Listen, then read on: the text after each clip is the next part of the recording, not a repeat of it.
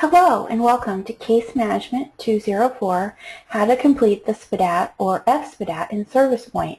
I'm your trainer, HMIS System Lead Trisha Cano. During this training, we will be working in the Client Point module within ServicePoint. The SPDAT or F-SPDAT assessment tool can be located on the client's record within the Measurements tab. We will only demonstrate how to input the data into ServicePoint correctly. This training is not about how to actually complete the SPDAT or F-SPDAT assessment on your client.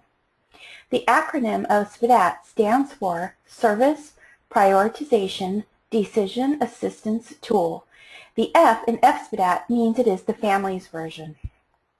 Please note that if you have any questions, you can contact us at the HMIS Help Desk via email at hmissupport@cir.org or by phone or text at 602-908-3605. Thank you, and let's get started. After logging into the system, you should get into your Enter Data As mode if necessary for your workflow. So I'm going to do that. Then after you're in Enter Data As mode, you should get into Backdate mode if applicable. Since I am showing a progression of time, I'm definitely going to backdate, and I'm going to choose January 15th, 2015 as my backdate.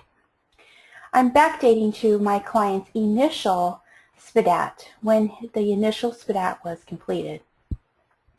Go to Client Point on your menu and find the client in the system that you need to enter the information on. You can look for your client either by name or client ID number. Once you pull up your client's record, locate the Measurements tab and click on it. And once you're on the Measurements tab, then click on the Add New Measurement button.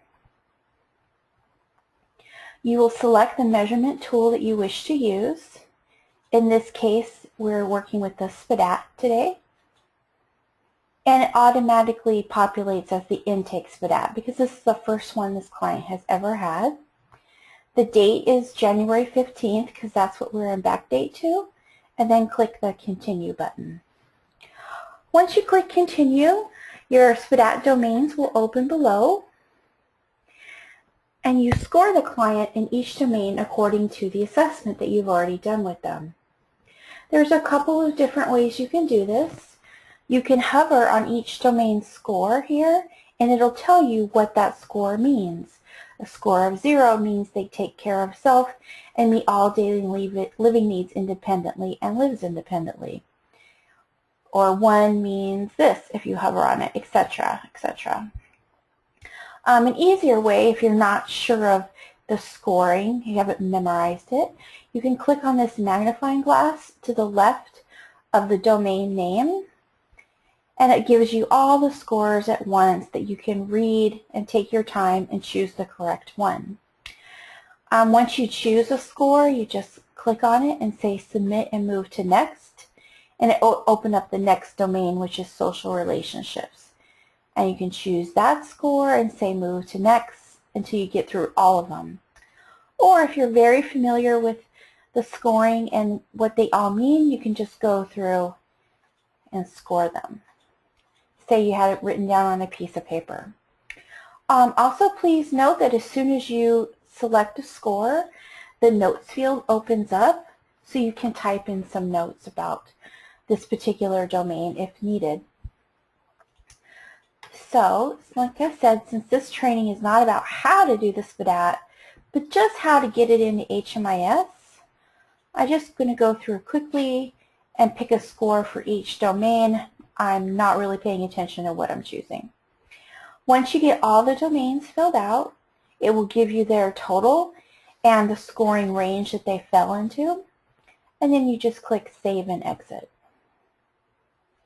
Once you click Save and Exit, you will be returned to the Measurements tab preview page, and you can see the measurement that's already been done. It's the intake, and it's the SPDAT, and what score they got, and the date that it was done. Okay, the next thing I want to show you is that the SPDAT has to be done at varying intervals. So once someone has an intake SPDAT, usually the next one is done at 30 days. They're usually done at 30 days, 60 days, 90 days, 6 months, 9 months, a year. Or if they move from one project to another, you should do a new SPDAT. So I'm going to pretend like this client needs their 30-day SPDAT completed. So I'm going to change my back date to February 15th, 2015, which is 30 days later. And I would look up my client via ClientPoint, but it's already open for training. And this time, instead of clicking Add a New Measurement, because I don't want to start all over again, I'm going to click Add New Point of Measurement, because this is a follow-up SPDAT from the original one. So click Add New Point of Measurement. Choose the point of measurement you need from the drop-down list. And here are those numbers I gave you earlier. Please note, if your client lives in a permanent housing project, that the SPDAT, once you get through all these increments, then you should do the SPDAT annually thereafter, and you can choose the point of measurement called Other. So that's the 2-year, 3-year, 4-year, etc. mark. Today we're going to say 30 days, and my date matches, so I can click the Continue button. And again, I would do what were their scores at 30 days. And hopefully their score goes down, because in SPDAT, a lower score is better than a higher score. Okay, when you get to the bottom, it gives you your total, and you just click Save and Exit. And now I have 2 SPDATs done. And you keep doing this at the intervals suggested. Now the nice thing is, once you have at least 2 of these done, another button will open called Show Summary. It will become available. If you click on the button called Show Summary, it'll show you all the SPDATs that have been done and the day it was done, and what their score was during that SPDAT. If you needed to print the assessment, you can use this print button up here in the upper right-hand corner. But it also opens up these really nice graphs. So you can see a nice color bar graph, and then there's also a line graph underneath. These get really interesting once you get like 3 or 4 SPDATs in here and a long time has passed. You can really see the progress of your client over time. And it's a nice tool to share with them. You can click Exit to get out of the summary window and return to your measurements preview page.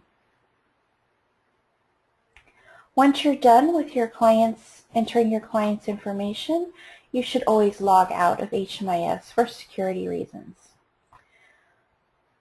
So now let's open up a summary and talk about a few key points that were covered today. Number 1, the SPDAT or F-SPDAT assessment tools are located in the client record on the Measurements tab. Number 2, SPDAT stands for Service Prioritization Decision Assistance Tool. The F in it means it's the family's version of the tool. The SPDAT or F-SPDAT should be done at varying intervals. They are initial, at move, 30 days, 60 days, 90 days, 180 days or 6 months, 270 days or 9 months, 365 days, and other.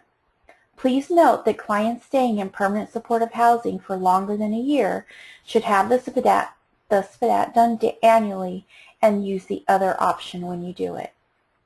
And number 4, use the Show Summary button to print the assessment or to view the graphs of your client's progress.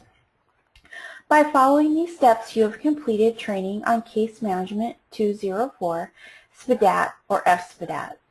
As a reminder, if you have any questions, please feel free to contact us at the HMIS Help Desk via email at hmisupport@cir.org or by phone or text at 602 908-3605. Thank you, and please refer back to your training confirmation email for further instructions.